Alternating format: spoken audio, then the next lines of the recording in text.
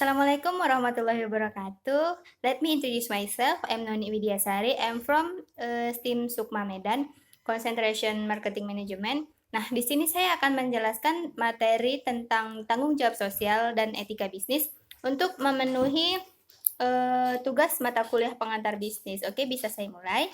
Nah, tanggung jawab sosial perusahaan atau corporate social responsibility adalah bentuk kepedulian perusahaan terhadap lingkungan eksternal perusahaan melalui berbagai kegiatan yang dilakukan dalam rangka penjagaan lingkungan, norma masyarakat, partisipasi pembangunan, dan serta berbagai bentuk tanggung jawab sosial lainnya. Nah, kemudian ada pro kontra mengenai tanggung jawab sosial perusahaan. Yang pertama kita bahas dulu tentang pandangan kelompok yang pro terhadap tanggung jawab sosial dari organisasi bisnis. Ada empat bagiannya. Yang pertama itu ada kegiatan bisnis seringkali menimbulkan masalah. Oleh karena itu, sudah semestinya perusahaan bertanggung jawab atas apa yang telah dilakukannya. Dan yang kedua, perusahaan adalah bagian dari lingkungan sosial masyarakat. Oleh karena itu, sudah semestinya ikut berpartisipasi dan bertanggung jawab atas apa yang terjadi di masyarakat. Yang ketiga, perusahaan biasanya memiliki sumber daya untuk menyelesaikan masalah di lingkungan sosial masyarakat. Dan yang terakhir, yang keempat, perusahaan adalah partner dari lingkungan sosial kemasyarakatan. Sebagaimana hanya juga pemerintah dan masyarakat lain pada umumnya. Nah, sedangkan dari pandangan kelompok yang kontra terhadap tanggung jawab sosial dari organisasi bisnis itu ada empat juga, ada empat. Yang pertama itu, perusahaan tidak memiliki ahli yang mengkhususkan dalam bidang sosial dan kemasyarakatan. Oleh karena itu, sulit bagi perusahaan untuk ikut bertanggung jawab. Nah, yang kedua, perusahaan yang ikut berpartisipasi dan bertanggung jawab dalam lingkungan sosial masyarakat justru akan memiliki kekuatan untuk mengontrol masyarakat, dan itu indikasi yang kurang baik secara sosial. Yang ketiga, akan banyak terdapat konflik kepentingan di masyarakat jika perusahaan terlibat dalam aktivitas sosial. Yang keempat, yang terakhir, tujuan perusahaan bukan untuk motif sosial, akan tetapi untuk memperoleh profit dan mencapai tujuan yang diharapkan oleh para pemilik perusahaan. Kemudian ada strategi pengelolaan tanggung jawab sosial perusahaan, terbagi menjadi 4. Yang pertama, strategi reaktif. Apa sih strategi reaktif itu? Nah, penjelasan tentang strategi reaktif, kegiatan bisnis yang melakukan strategi reaktif dalam tanggung jawab sosial cenderung menolak atau menghindarkan diri dari tanggung jawab sosial.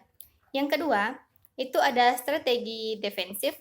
Strategi defensif dalam tanggung jawab sosial yang dilakukan oleh perusahaan terkait dengan penggunaan pendekatan legal atau jalur hukum untuk menghindarkan diri atau menolak tanggung jawab sosial. Yang ketiga, itu ada strategi akomodatif. Strategi akomodatif merupakan tanggung jawab sosial yang dijalankan perusahaan dikarenakan adanya tuntutan dari masyarakat dan lingkungan sekitar akan hal tersebut.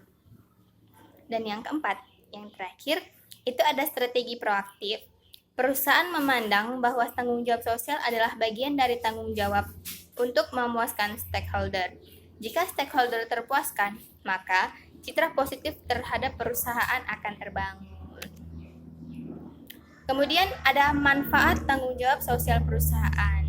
Yang pertama itu, manfaatnya bagi perusahaan adalah citra positif perusahaan di mata masyarakat dan pemerintah. Yang kedua, manfaat bagi masyarakat. Selain kepentingan masyarakat terakomodasi, hubungan masyarakat dengan perusahaan akan lebih erat dalam situasi win-win solution. Dan yang ketiga, manfaat bagi pemerintah. Memiliki partner dalam menjalankan misi sosial dari pemerintah dalam hal tanggung jawab sosial. Nah, selanjutnya itu ada dimensi etika bisnis. Etika adalah pandangan, keyakinan, dan nilai akan sesuatu yang baik dan buruk, benar dan salah. Menurut Griffin. Nah, etika bisnis adalah standar kelayakan pengelolaan organisasi bisnis yang memenuhi kriteria etika. Kemudian ada nilai personal sebagai standar etika. Yang pertama, ada nilai atau value. Nilai sendiri pada dasarnya merupakan pandangan ideal yang mempengaruhi cara pandang, cara berpikir, dan perilaku dari seseorang. Yang kedua, itu ada nilai personal atau personal values. Pada dasarnya merupakan cara pandang, cara pikir, dan keyakinan yang dipegang oleh seseorang sehubungan dengan segala kegiatan yang dilakukannya. Yang ketiga, ada nilai personal yang terdiri dari nilai terminal dan nilai instrumental. Nilai terminal pada dasarnya merupakan pandangan dan cara berpikir seseorang yang terwujud melalui perilakunya, yang didorong oleh motif dirinya dalam meraih sesuatu. Nah, nilai instrumental sendiri itu adalah pandangan dan cara berpikir seseorang yang berlaku untuk segala keadaan dan diterima oleh semua pihak sebagai sesuatu yang memang harus diperhatikan dan dijalankan. Kemudian ada penelitian empiris mengenai nilai terminal dan nilai instrumental. Menurut Kreitner, pada tahun 1992, responden dari 220 manajer beranggapan bahwa nilai-nilai terminal yang perlu dimiliki adalah yang pertama jujur, yang kedua tanggung jawab, yang ketiga kapabilitas, yang keempat ambisi, dan yang kelima independensi. Kemudian responden dari 220 manajer beranggapan bahwa nilai-nilai instrumental yang perlu dimiliki adalah yang pertama penghargaan, yang kedua